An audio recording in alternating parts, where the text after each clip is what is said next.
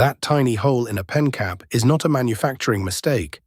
On many pens, it is a safety feature designed to reduce the danger if the cap is accidentally inhaled. People often hold pens between their lips or chew on the cap while thinking. If the cap suddenly slips into the throat, it can become lodged in the airway. A solid cap could act like a cork in a bottle, blocking the passage that carries air to the lungs. A ventilated cap works differently. Air can pass through the opening and around the cap, instead of meeting one completely solid plug. Think of a blocked tunnel with a narrow emergency passage running through it. The main route is obstructed, but the small passage may still allow some air to move. That does not make swallowing a pen cap safe. The hole may only reduce the risk of complete asphyxiation and may provide extra time for emergency treatment. A lodged cap is still a medical emergency. The design is supported by international safety rules. ISO 11540 sets requirements for caps on writing and marking instruments that children up to the age of 14 are likely to use.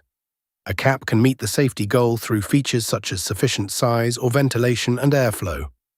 This means not every pen cap needs to look exactly the same, and not every pen must have a hole. The opening is also more carefully engineered than it appears.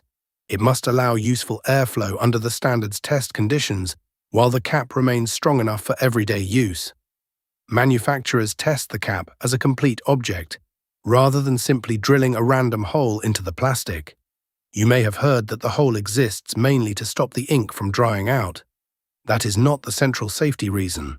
The ink is protected by the way the cap fits around the pen tip, together with the ink formula and the internal design of the pen. In fact, BIC says its ventilated caps allow more air to circulate around the point while also supporting the pen's overall performance. Here is the little-known detail. The current ISO standard does not apply to every writing instrument. Pens designed only for adults, such as expensive fountain pens or professional technical pens, can fall outside its scope. So why do many pen caps have a hole?